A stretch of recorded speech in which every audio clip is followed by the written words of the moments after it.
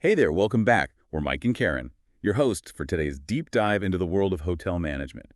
We're continuing our exploration of Arun Kumar Raman's insightful blog series, 50 Mistakes, Why Most Hotels Fail and How You Can Succeed. It's packed with wisdom for Indian hotel owners like you, and today we're tackling a big one, crisis management. Specifically, Mistake No 21, Why Poor Crisis Management Damages Your Reputation. That's right. Arun really hits the nail on the head with this one. He points out that crises are inevitable in the hospitality industry. It's not a question of if, but when something unexpected will happen. And as Arun highlights, it's how you respond to these curveballs that can make or break your hotel's reputation. Think about it, a negative experience, whether it's a power outage during a storm or a guest complaint that's mishandled, can quickly spiral into a PR nightmare, especially in today's digital age, where negative reviews can spread like wildfire on social media and travel platforms. Exactly. And Arun brings up a fascinating point. Often it's not the crisis itself that causes the most damage, but the perception it creates. He uses a great example. Imagine two hotels in Kerala, both hit by the same storm, both facing a power outage. One hotel ignores the issue, hoping it'll just blow over. Guests are stuck in the dark. Feeling ignored and frustrated, they vent their anger online, leaving scathing reviews. Suddenly, it's not just a power outage anymore, it's a PR disaster that could scare away potential guests for months. Now picture the other hotel. They acknowledge the storm, they apologize for the inconvenience, and they keep guests informed about what they're doing to get the power back on. Maybe they even offer some complimentary snacks and drinks while everyone waits. It's a small gesture, but it goes a long way. It absolutely does. As Aaron emphasizes, that little bit of empathy and proactive communication can turn a negative experience into a positive one. Guests might even walk away thinking, wow, they handled that really well. And that positive impression translates into positive online reviews, recommendations to friends and family, and ultimately more bookings. Aaron's point is that crises, when handled well, can actually become opportunities to build trust and loyalty with your guests. That's a powerful concept. So how can hotels actually prepare for these kinds of situations? Let's dig into Arun's 5 steps for effective crisis management. Great idea. He starts with the most crucial one. Be prepared. Arun stresses that you need to identify potential crises before they happen. This means thinking through all the things that could go wrong. So like creating a mental checklist of worst-case scenarios. Exactly. It could be anything.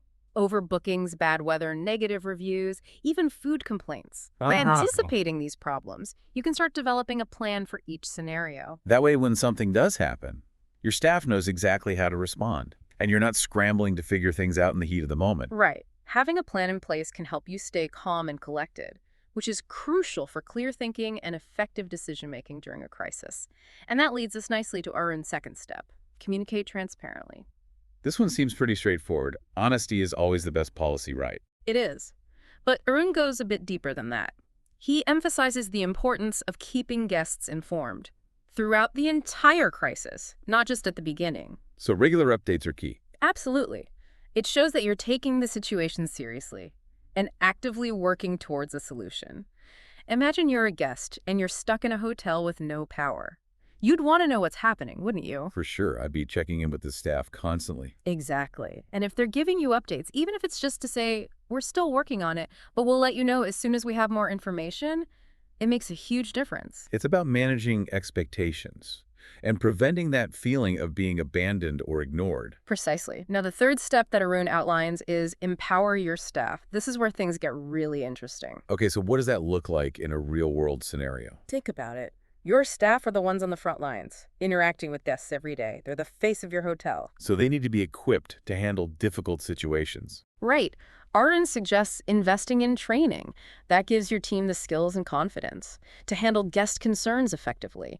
This could include de-escalation techniques, problem-solving strategies, and clear guidelines on when to involve management. It's about empowering them to be problem solvers on the front lines. Exactly.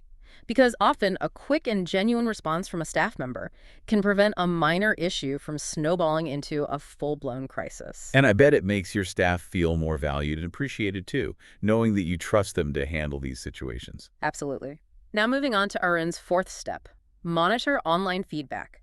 This is crucial in today's digital landscape. I can't imagine any hotel owner these days who isn't keeping an eye on what people are saying online. But it's not just about passively observing. You need to be actively engaged. Responding to both positive and negative reviews shows that you're listening and that you care. Especially the negative ones. It's so tempting to get defensive, but that never ends well. It really doesn't. Arun stresses the importance of responding professionally and trying to find a solution. When you address concerns publicly, it shows potential guests that you're committed to making things right. It's almost like turning a negative into a positive. Exactly. And that brings us to Arun's final step, which is perhaps the most counterintuitive. Turn the crisis into an opportunity. Now that sounds interesting. How is that even possible? Think about it.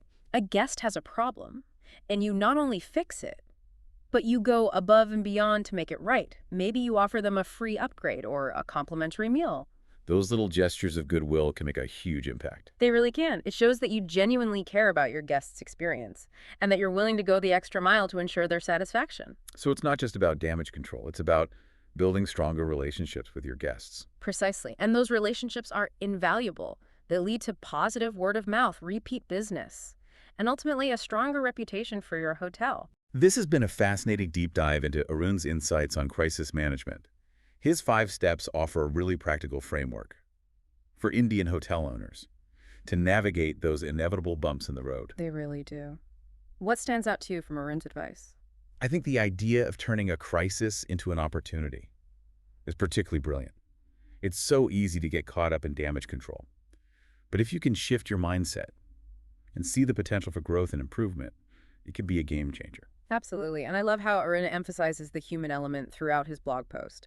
It's not just about following procedures. It's about genuine empathy, clear communication, and building strong relationships with your guests. He makes a compelling case that investing in your staff and empowering them to handle difficult situations can make all the difference. And let's not forget the power of online feedback.